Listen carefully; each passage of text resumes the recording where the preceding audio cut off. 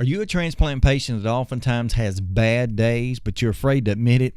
If so, today's Transplant Helper is just for you as we discuss the topic, it's okay to feel bad. Stay tuned.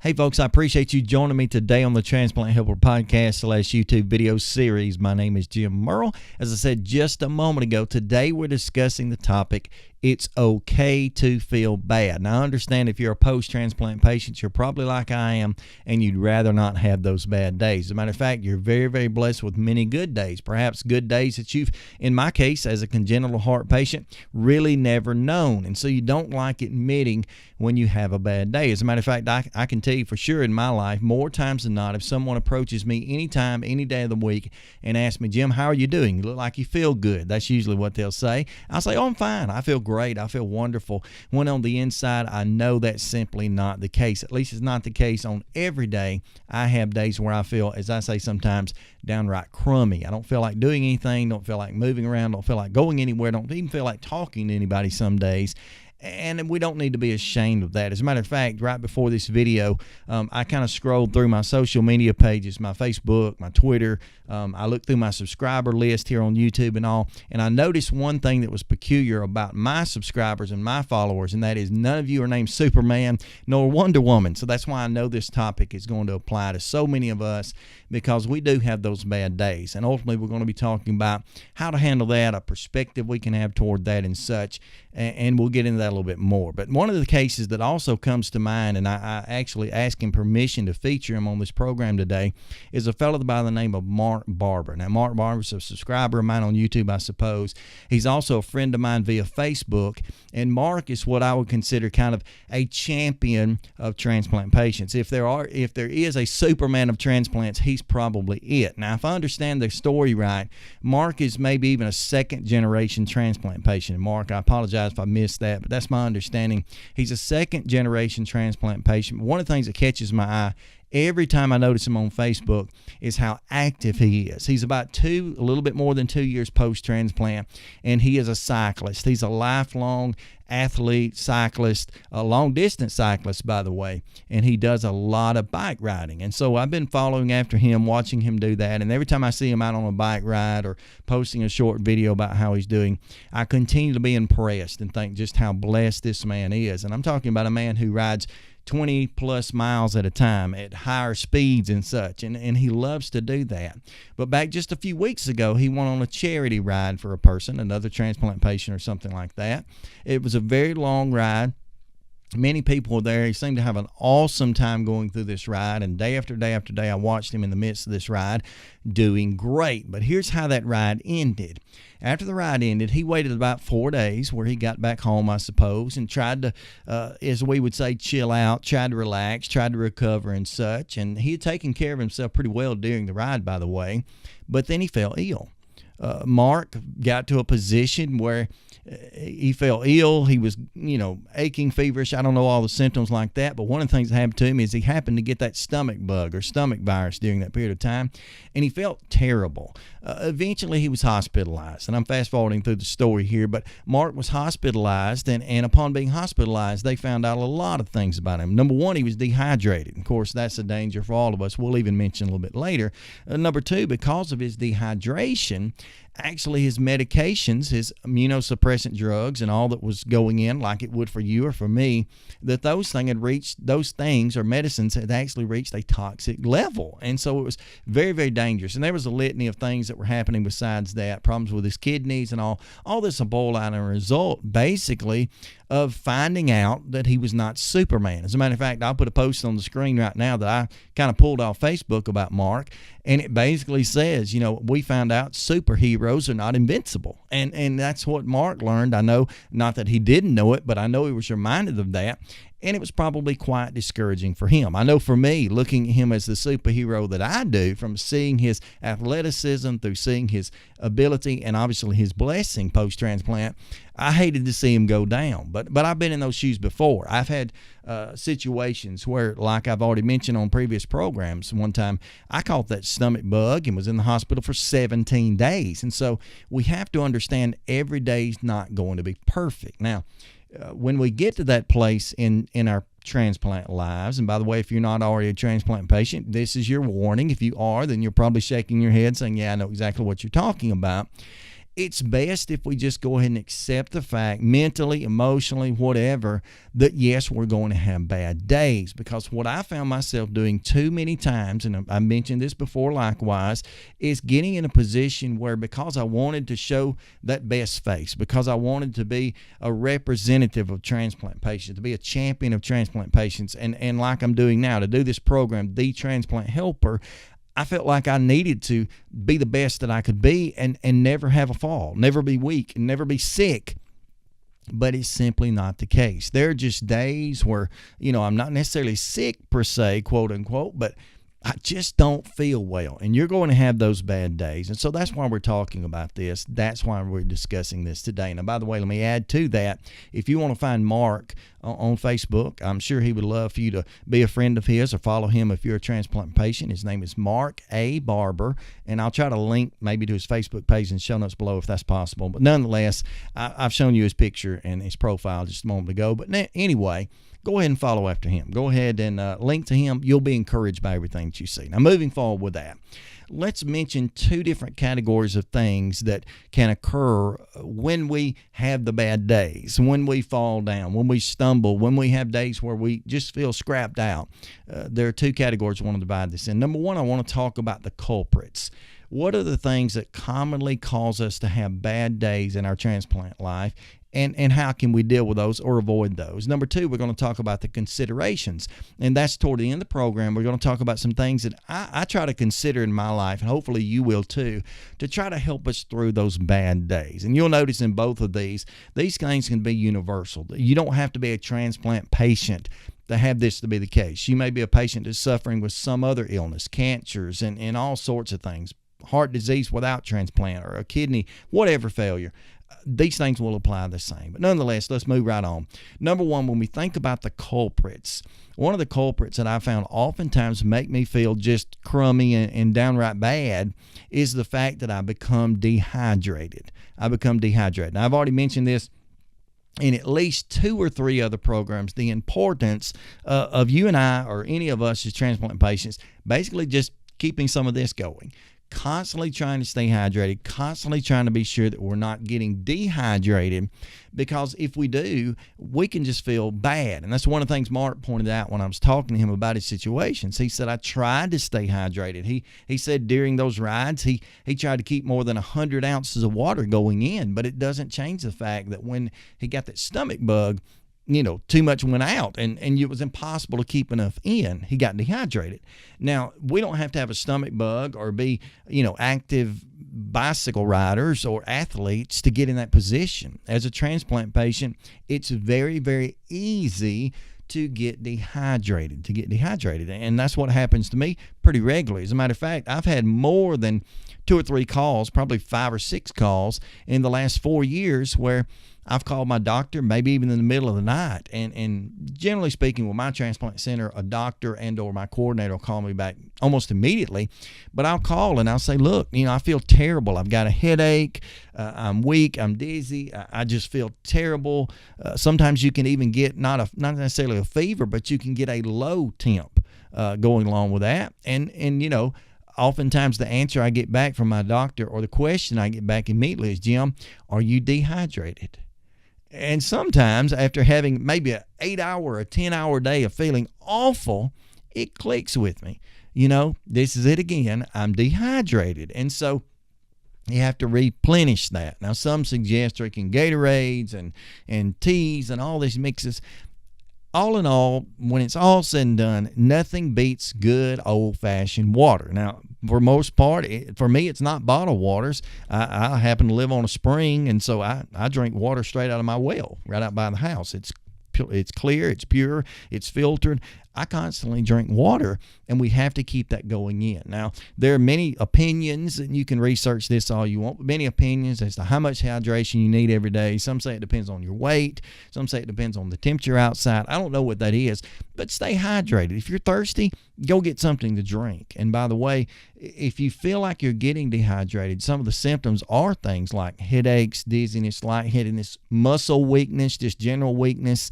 And as I've said before in another program, to put it in modern terms with a man with little children, when you go pee-pee, if your urine is darker color, you're probably getting dehydrated. So go ahead and drink some water. And I usually use, and you can refer to this in another program likewise, the 10-10-10 system, which is 10 ounces every 10 minutes for 30 minutes, and rehydrate yourself. Your body absorbs that a little bit of water, a little bit at a time, better than a big gulp, better than me downing a 32-ounce cup of water or something like that. But nonetheless, one of the main culprits can be dehydration or needing more water. Number two, one of the biggest culprits in my life that, again, I like to overlook or even deny when I feel bad is lack of sleep, not enough rest. And I'm a night owl in general. Me, if I go to bed anytime before 11 o'clock, that would be completely unheard of. If I go to bed very many nights before midnight, that's probably going to be rare, because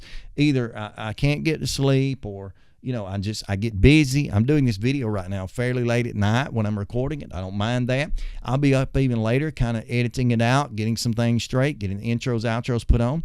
I'm a night owl. I stay up too much. And then what's going to happen to me tomorrow, more than likely, because it happens so many times, is I'm going to get up, and at some point during the day, maybe even before lunch, I'll kind of run out of gas. I'll run out of steam, and I'll start thinking, man, I feel awful. Here it is. It's one of those bad days. And again, if someone asks, it's not a bad day. I'm fine. But inside, I know I'm having a bad day. I don't feel well. Something's wrong. And I'll begin to go back through my medication and think, did I take this? Did I not take that? What am I doing? I'll question that hydration. Have I drank enough? But usually it's my wife that comes up and says, wait a minute. Don't complain about feeling bad because you never got to bed last night, or you got up too early. And in essence, that's the truth. Not getting enough rest. If your body doesn't rest, it can't recover. If it doesn't recover, you are not going to feel well. You're going to be weak. You're going to be tired. You're going to get headaches. You're going to have all kind of problems that fall out from simply not getting enough rest. Now, I understand that's obvious. That's basic. But these are the things, so far at least, that we just overlook. We don't think, I feel bad because I'm not hydrated. I feel bad because I'm not rested. But yet it's one of the culprits. Now, the third one, and I've decided just to use 3. I could use 300. But the third culprit that's most common in my life, besides dehydration, besides lack of rest, is simply going to be a poor diet. A poor diet. And I'll link to in the show notes below, and maybe here in the corner right now, to an episode I've already done about dealing with your transplant diet, how to do that, what's the best method, how to put your effort into it, all that. But having a poor diet oftentimes is what really gets me down. I try to be strong. I try to be tough. I try to avoid, as I always say, pizza and cheeseburgers and chili dogs and such. But those are my favorite foods, if I joked before. But what in essence happens to me too many times is that when I feel bad or when I'm having a bad day, if I'll just stop and I'll be honest with myself, it's going to be sometimes related to a poor diet. In my case, taking in too much salt. And most all of us as transplant patients, especially cardiac patients and pulmonary patients, we have to be very, very careful as to our salt intake, how much sodium we take in, because it can throw out of whack our blood pressures, and all sorts of things go on with that. And I'm not a medical doctor or an expert, by the way. You know that. But it just causes problems. And again, those higher sodium levels lead to eventually dehydration. Now, to make you thirsty and make you drink, but in essence, the balance gets off and you're in trouble. And sometimes I feel terrible because I look back and I say, you know what, that chili dog at lunch, or that plate of spaghetti, or whatever the culprit is that day, the particular food, that's what's wrong with me. That's why I don't feel well. And by the same balance of that, let me warn you also against sugars. As I've talked about before on our episode, I can link to it also, the devil's drug, prednisone. Many of us, especially in the beginning, are on very high doses of prednisone, and maybe that's come down like I've finally done. I've come off of it. But when you're on those higher doses of prednisone, it does a lot in messing up, as we would say, your blood sugars. And some of us even become temporarily diabetic because of that. Our blood sugars are elevated or raised, and we become diabetic, or at least on the diabetic end of things. And we have to be careful. But it doesn't matter if we're in that position or not. Just taking in too much sugar. For me, a good old Chips Ahoy chocolate chip cookie would do it for me, because I love them. I might eat a whole tray full, by the way. But taking in too much sugar can be just as dangerous for your heart, for your entire body, and as well as make you feel awful. Body trying to burn away pure sugars, or all types of corn syrups and all of that. I'm not a dietitian either, but I know how it makes me feel. It just makes me feel bad. So sometimes the bad days are connected to poor diet. So that's the 3 culprits I've narrowed it down to. Now, you may have a lot more, and if you want to comment below in the show notes, just go ahead and tell me what makes you feel bad. When it's all said and done, what makes you feel bad? And I want to warn you, also remind you, always be sure that you've not missed medication. There's not a problem with your medications, and you cannot be overly cautious. If you're having a bad day or a series of days, go ahead and call your coordinators. Go ahead and call your doctors and your clinics. Get in to see them. Make sure that's all this is. It's just you being, as I would say, a bad boy or a bad girl, and not doing too much of what you don't need to do. Now, moving on. Those were the culprits. What about the considerations? How do we keep a positive attitude even when we have bad days? I think that's why probably some of you clicked on this, because you thought, I have bad days and I don't like admitting it. But, well, there are 3 things that come to mind also in that realm of things. Number 1, bad days make the good days look better. That's very basic and very obvious, but it's very true also. Bad days make the good days look better. And I know that's the case. I like you, or perhaps, especially if you're a post-transplant patient, we're very, very, very blessed. We're the most blessed people in the entirety of the world physically for the gift of life that we've been given, whether it be heart, lung, liver, kidney, pancreas, whatever it is. We're very blessed to have that new organ. We're very blessed to have that new and brighter opportunity at life. It's a privilege to be a transplant patient on one standard. But when we have those bad days, it's too easy, especially if we have days with an S, it's too easy to start getting down and saying, you know what, this is not the life I signed up for, especially with side effects early on in the medications and all these things, the new diet, the new exercise programs and all. It's just too much, and it's extremely stressful. We're going to talk about the emotions of transplant another day, but it can be extremely stressful, and we start looking at bad days as just being the worst thing that ever happened, when we ought to be looking at that and saying, you know what, it's bad to have a bad day, but think about the good days, and think about how much better the good days look when the bad days occur. And so just look at it positively from that perspective, that the bad days make the good days look better. Consideration number 2, bad days remind us how blessed we are. And I kind of touched on this just as I was saying the last point, but I know my bad days a lot of times, even though they may be based on some of the culprits I've already named, my bad days kind of feel just like the pre-transplant days.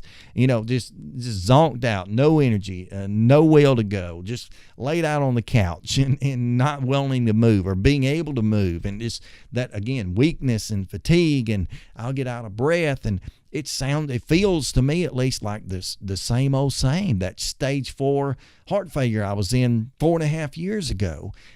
And I have to stop and say, you know what, this is a little bit like the way things used to be. This is kind of similar to the way I used to feel, but I'm blessed the way I am now, because this is a rarity now for me to have that type of day, or at least that really bad day like that. That's a rarity.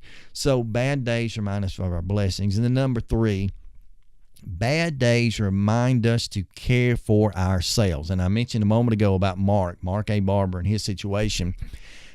When I read his story and I saw well, he'd been on this long extended bike ride, and then finally he just fell out, not fell out literally, but everything, just the bottom fell out, and he got sick, and he was in the hospital, and all these number of things were stacking against him. As he called it, the perfect storm had erupted. I thought, well, I hate it for you, Mark, but you probably overdid it, and all this is probably a result of you not taking care of yourself. Well, that's not actually the case. He was taking care of himself. He was doing the best that he could. But, we are vulnerable. Everyone's vulnerable, but especially us as transplant patients, we're vulnerable. And so it reminds us, it kind of keeps us in check. I do have to take better care of myself than I once did. I do have to be serious about this. This is a lifelong situation that I'm in. And I always say concerning transplants, and keep this in mind, transplant is a treatment, not a cure. It is a treatment, not a cure. So it's a lifelong commitment of better health, better living, better lifestyle to try to keep this up, to try to keep on keeping on, and to live through this life as long as we can make it with the new organs that we're blessed with the new opportunity we've had. And so that's just three things that come to mind. Bad days make good days look better. Bad days remind me of my blessings. And bad days remind me to take care of myself. And I'm so glad that Mark's story ends and he's out of the hospital. He's doing fine. I suppose he's already hit the bike again. He's out riding. He's doing awesome. And I know that's been the case with me. I've always been able to bounce back, and that's a blessing of God to do that. But I've always been able to bounce back. And so, just think about those things and always try to keep a positive attitude when you have those bad days. I appreciate you stopping and pausing today to watch this program, to be a part of this program. I appreciate you who watch on a continual basis. And let me remind you, if you've not already subscribed to this channel, go ahead and hit the big subscribe button right beneath the video. It would really encourage me, and I'll continue to provide you, if I can say that right. I'll continue to try to provide you with content that advocates, educates, and motivates you as a transplant patient. If this particular program has helped you, how about like, subscribe, and share? And let me encourage you to comment below. What makes you have bad days? If what are the culprits? And then what are the considerations? What makes you keep it up while you're trying to live? What gives you that positive attitude to keep living that we all at least desire to have? Again, thank you so much for joining me today. This has been one more episode of the Transplant Helper. Until next time, stay stronger, friends.